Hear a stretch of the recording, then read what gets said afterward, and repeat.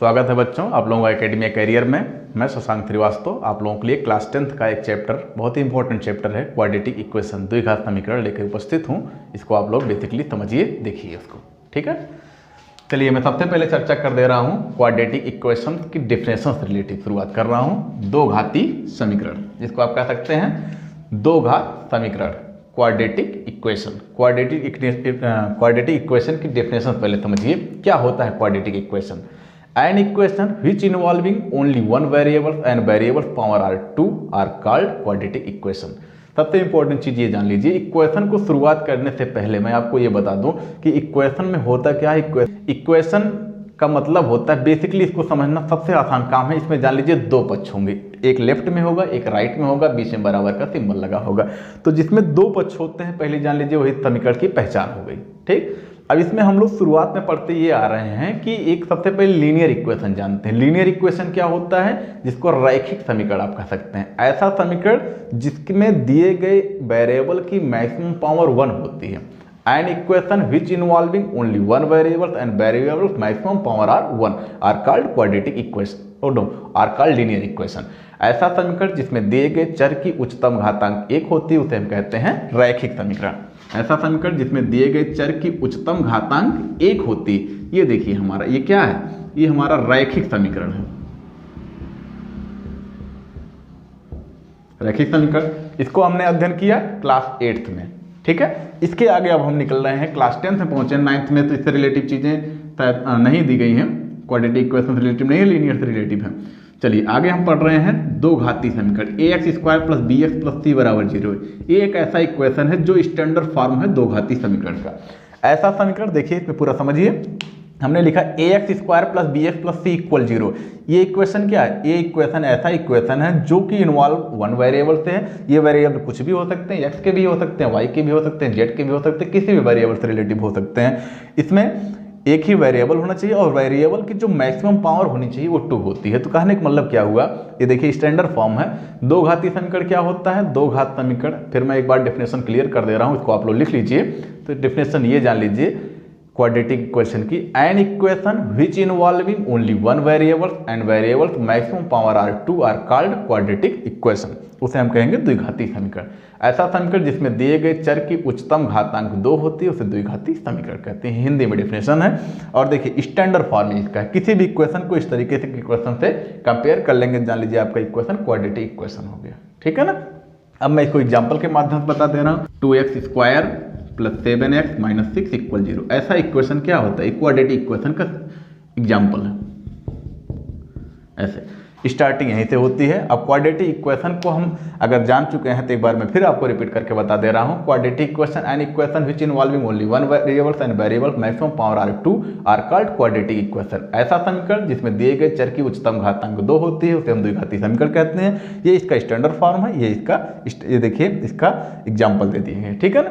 अब स्टार्टिंग इसकी शुरुआत हो जाती है इसके जीरोज से, जिसको आप मूल कहते हैं, मान भी कह सकते हैं। इनको हल करने के बाद x के 2 उत्तर निकलेंगे। जैसे जितने घात का जो इक्वेशन होता है उसके उतने उत्तर होते हैं। तो 2 घात का इक्वेशन है, इसके 2 उत्तर निकलेंगे, 2 मान निकलेंगे, 2 मूल निकलेंगे, 2 जीरोज निकलेंगे, ठीक है। जीरो नहीं है, ZERO मत समझिएगा, ZEROS, जीरोज, जिसको आप कह सकते हैं मूल या गुणक, ठीक। तो इससे जो निकलेगा उसी को हम बोलेंगे जीरोज।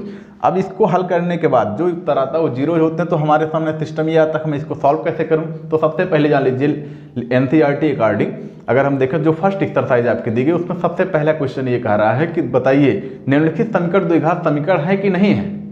तो इसकी पहचान हम कैसे करेंगे, तो दिए गए इक्वेशन को सिंप्लीफाई करेंगे। अगर थोड़ा सा फंसा हुआ है क्वेश्चन, अच्छी तरीके से नहीं लिखा हुआ है, जैसे इस टाइप से लिख दिया गया x + 2 का होल स्क्वायर इक्वल x² + 7। इसको अभी हम सॉल्व कर लें, x² + 4x + 4 आया। इसको सॉल्व करेंगे, x² + 7 आया। इसको काट लेंगे यहाँ से, तो क्या बचा, 4x + 4 = 7।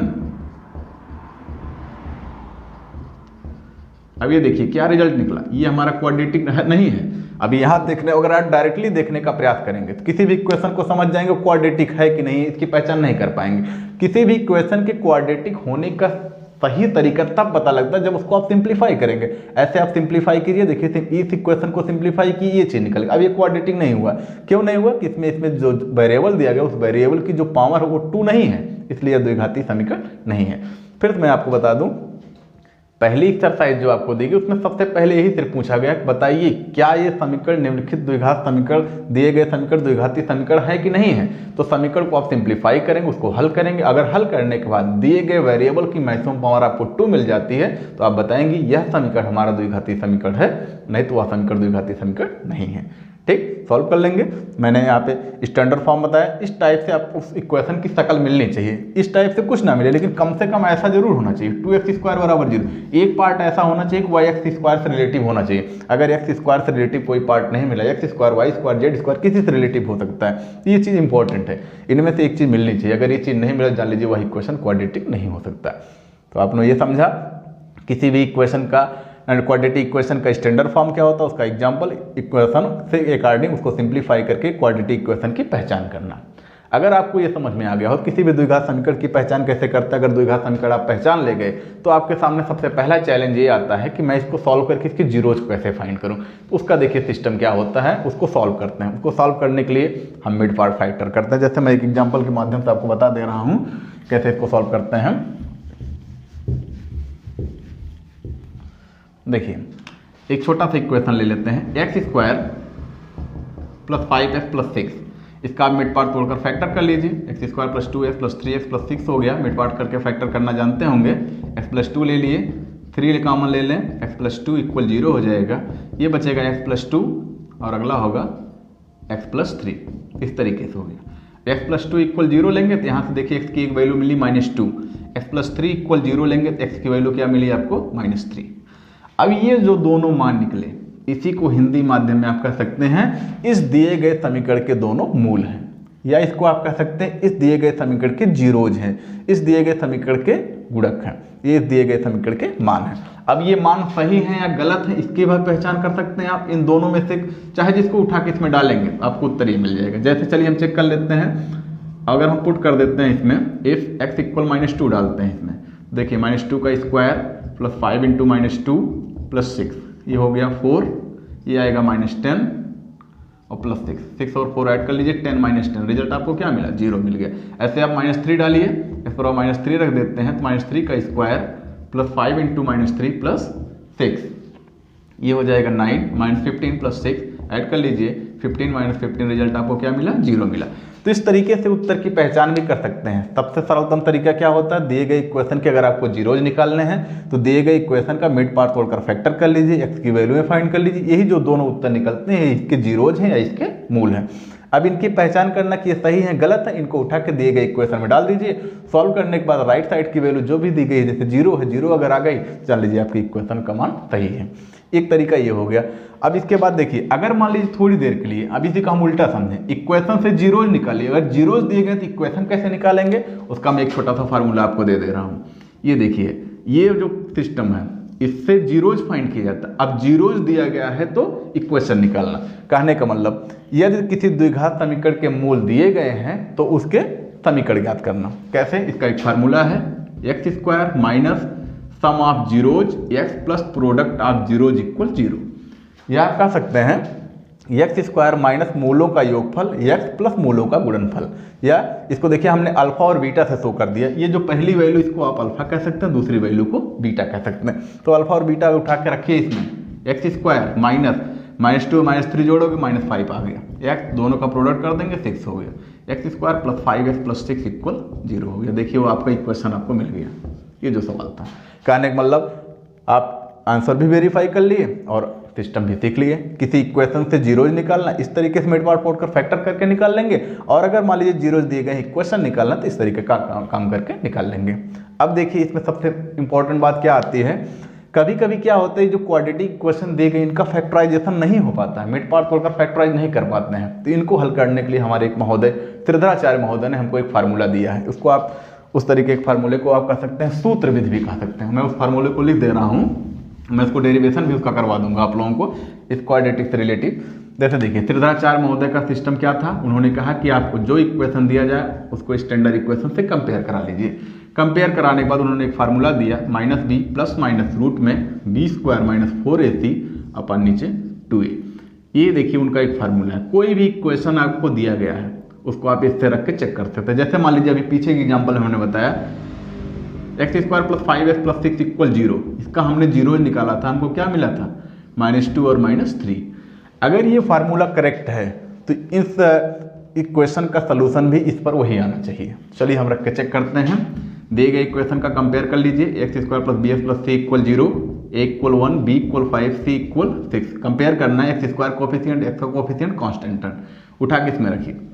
-5 प्लस माइनस रूट में 5 का स्क्वायर -4 इंटू 1 इंटू 6 बाई नीचे 2a कर लीजिए। X equal -5 plus minus root में 25, ये 24 बाई नीचे 2 इंटू 1 आएगा। एक्स बराबर -5 प्लस माइनस रूट में 1/2 आ गया। 1 का स्क्वायर रूट निकालेंगे तो वही आएगा।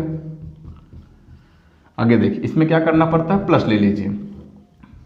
प्लस लेंगे तो -5 प्लस 1/2, ये आ गया -4/2। सॉल्व होकर रिजल्ट आया -2x का।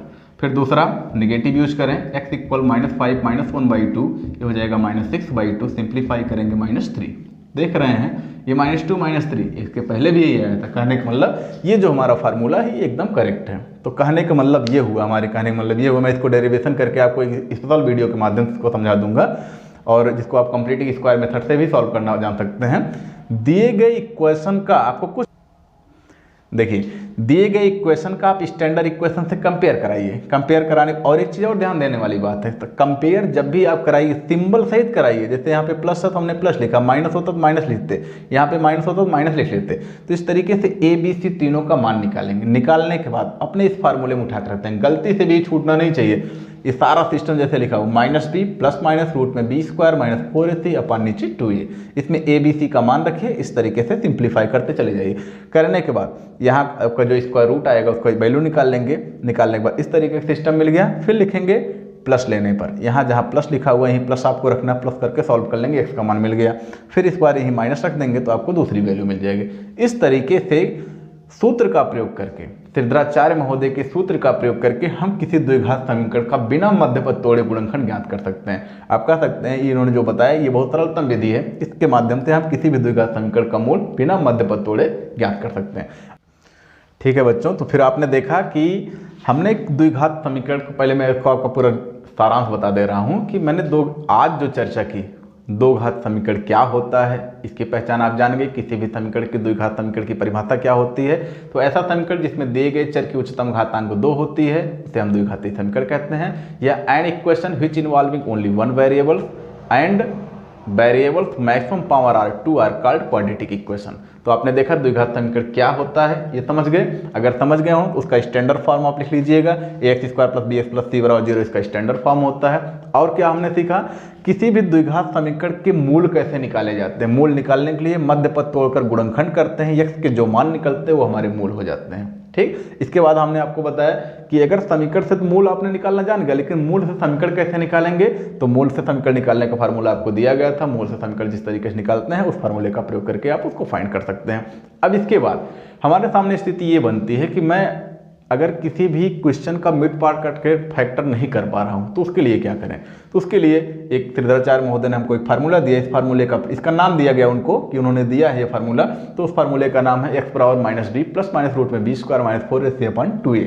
इस फार्मूले का प्रयोग करके किसी भी क्वाड्रेटिक इक्वेशन का आप जीरोज फाइंड कर सकते हैं और आंसर का वेरिफिकेशन करना है कि उत्तर सही है या गलत है, तो उससे आप इक्वेशन बना लीजिए। एक तरीका ये है। दूसरा तरीका क्या है, उन वैल्यू को ले जाके अपने क्वाड्रेटिक जो आपका प्रदत्त इक्वेशन है, जो आपका दिया गया इक्वेशन उसमें उसको डालिए, वेरीफाई कीजिए। अगर उत्तर दोनों पक्ष बराबर मिले तो जान लीजिए आपने सवाल को सही लगाया हम। अब देखिए इसके आगे की जानकारी मैं आपको अगले वीडियो में बताऊंगा, जिससे थोड़ा थोड़ा मैं आपको जानकारी देता रहूँ, ये सोच रहा हूँ। इससे क्या होगा कि आपके ज़्यादा प्रॉब्लम भी क्रिएट नहीं होगी, थोड़ी थोड़ी जानकारी भी लेते रहेंगे, मामला कंप्लीट रहेगा। ठीक है ना। तो ऐसा कर रहे हैं, मैं आज आपको इस वीडियो में यहीं तक मामला क्लोज कर रहा हूँ। इसके आगे का सिस्टम सिद्धाचार्य फार्मूले का डेरिवेशन कैसे होता है, कंप्लीटिंग स्क्वायर मेथड का गुणनखंड कैसे करते हैं, इसका एप्लीकेशन से क्या क्या है और इसको और बड़े पैमाने पर कैसे सॉल्व करते हैं, इन सारी चीज़ों का मैं आपको डेरिवेशन अगले वीडियो में समझाऊंगा। और आगे देखिए, अगर आपको ये बातें सब समझ में आई हो तो इसको आप लाइक कीजिए, अपने दोस्तों को शेयर कीजिए और कोई भी परेशानी हो तो उसको मुझे कमेंट बॉक्स में लिख के बताएं। और अगर आप चैनल पर हमारे नए हों, चैनल को सब्सक्राइब करें, बेल आइकन को दबाएं, जिससे आपको हमारे द्वारा दी गई सारी अपडेट टाइमिंग मिलती रहे, उसका नोटिफिकेशन आपको मिलता रहे। ठीक है, बने रहें एकेडमी कैरियर के साथ। धन्यवाद।